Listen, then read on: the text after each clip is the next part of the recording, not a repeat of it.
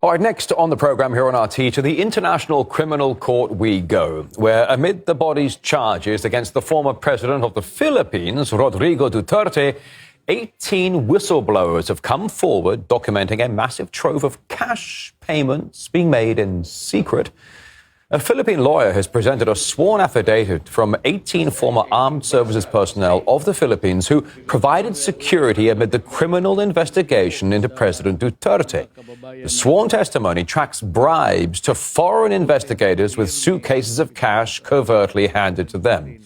As a reminder, Rodrigo Duterte was arrested a year ago upon his arrival to Hong Kong and transferred to The Hague. He's accused of crimes against humanity during his war on drugs between 2011 and 2019. Well, let's get down to the crux of the issue here. Crossing live now to attorney Baligod, who presented a sworn affidavit from 18 current and former Philippine Armed Service personnel tied to this case in question. This is very intriguing. Mr. Baligod, good afternoon and welcome to the program on RT International. Yes, good afternoon, Mr. Rory Sochet, and good afternoon as well to all your viewers. It's a great pleasure to have you on the program today, sir. Just so I understand, you are the attorney representing 18 individuals who made claims of delivering suitcases stuffed with cash that were allegedly for funding an ICC probe into the former president, Rodrigo Duterte. Can you please help me understand and break that down? Over to you. Yes, these 18 former military officers were employed by former Congressman Saldico, who was the former chairman of the House Committee on Appropriations. And they were involved in the delivery of cash on several occasions to Mr. Trillanes, who was in charge with liaisoning with the ICC investigators here in the Philippines. So they know that large amount of money was delivered to Mr. Trillanes to support his collaboration with the ICC investigators here in the Philippines. So this sounds like good old-fashioned bribery, if I'm not mistaken. So if I understand this ICC or this official working for the ICC probe was accepting suitcases of cash to further his probe into his how he wanted it to work out. Help me understand this. No, to be fair, the 18 former soldiers did not see Mr. Trillanes actually handing money to the ICC investigators, but they know that large amounts of money were delivered to Mr. Trillanes, being the liaison of the political opponents of former President Duterte here.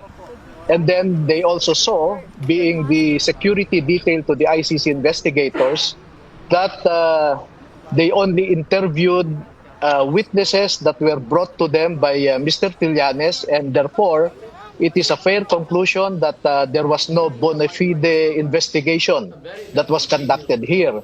All their expenses, hotel accommodations, travel expenses, including the use of private vehicles owned by politicians who are publicly known as opponents of Mr. Duterte, were used by the ICC investigators. And we know that being investigators, they should not only be impartial, but should also appear to be impartial. Yeah. But that did not happen here in the Philippines. All right, so if I'm getting this correct, that some of this money is coming from former political opponents of Rodrigo Duterte. They want to make sure the ICC probe hammers down on Duterte and essentially gets him out of the political picture. But after these accusations came to light, Mr. Baligod, the ICC made a statement saying it operates independently and that it is exclusively funded through the court's approved budget. What is your response to that, please?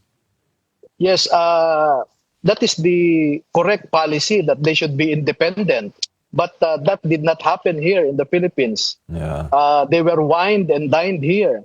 So how can they be neutral or impartial if they were hosted by known political opponents of the former president? I see. Gosh, you get into politics, it gets so dirty so quickly. Now, it is worth noting here, Mr. Baligod, that The Philippines withdrew from the ICC in 2019 after the court decided to open an investigation into Duterte. So what is the court's legal jurisdiction in this case?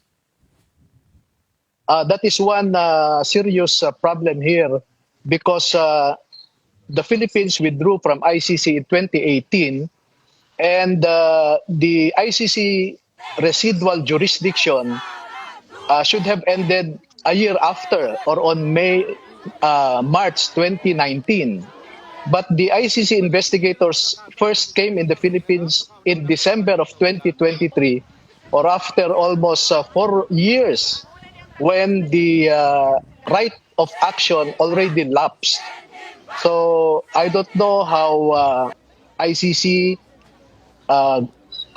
derived jurisdiction when its residual jurisdiction had already lapsed. Yeah, it's a very, very good point. I appreciate that, Levy.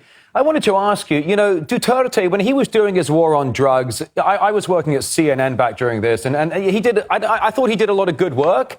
I know that, some of the guys who were dealing the drugs in the Philippines, these were armed militant gangs. They had machine guns and all sorts of stuff. And Duterte was doing the right thing by trying to help society by cracking down on these narcotic gun-wielding gangs. But the problem is, Duterte became a problem in the eyes of certain Western players. I remember distinctly back in 2016, the former U.S. Secretary of State, John Kerry, he went for a lunch/dinner with Duterte at the presidential palace. And the story goes that John Kerry, the former U.S. Secretary of State, gave Duterte, or tried to give him, a suitcase with $700,000 in cash.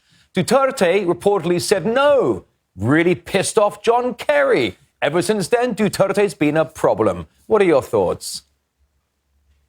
Well, my observation about the former president is that he is not corrupt, and that the drug war was a necessity to prevent the Philippines from being ruled by narco politicians, and that his warnings about killing drug lords and drug pushers in the Philippines was a statecraft necessity to discourage would-be criminals from continuing with their criminal trade.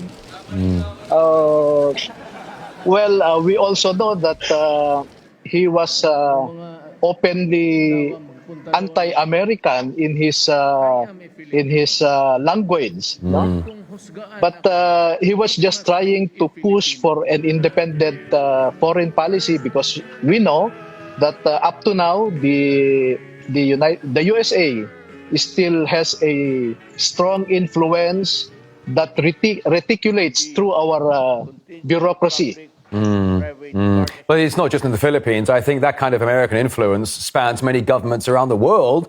Kind of disturbing to say it, but I think it's quite true. Do you think the Philippines, do you think you're stuck between a rock and a hard place? You go back to the presidency of Duterte. We know that America wanted the Philippines to take a certain hard line against China.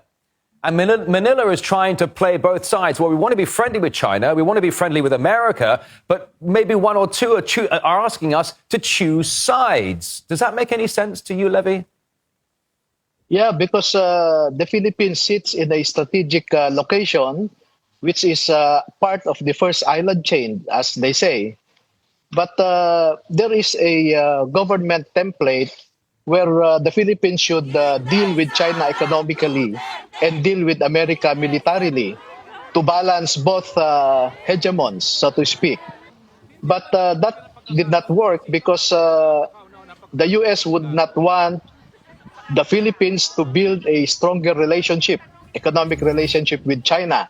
And also China would not want the Philippines to have a strong military relationship with the US. Yeah. So that is true. We are between the devil and the deep blue sea, or between Sheila and Charities, no? Yeah. But, our foreign policymakers in the Philippines should realize that the Philippines can be both friends to China and the US.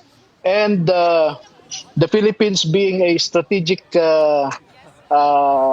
geographically strategic in the South China Sea is already an obsolete concept when it comes to geopolitics, if I may say. Well, I think you're absolutely right. For the Philippines, really stuck between a rock and a hard place, between two of the biggest global players on the block. I think it's a very intriguing and somewhat disconcerting position to be in. But we're so grateful for your time. We're also grateful, frankly, for the former presidency of Rodrigo Duterte. But for the meantime, Philippine lawyer Levy Baligod, it's so good to have you on the program to shed some light on this complicated story. Thank you so much for joining us today. Thank you, Rory. Thank you very much.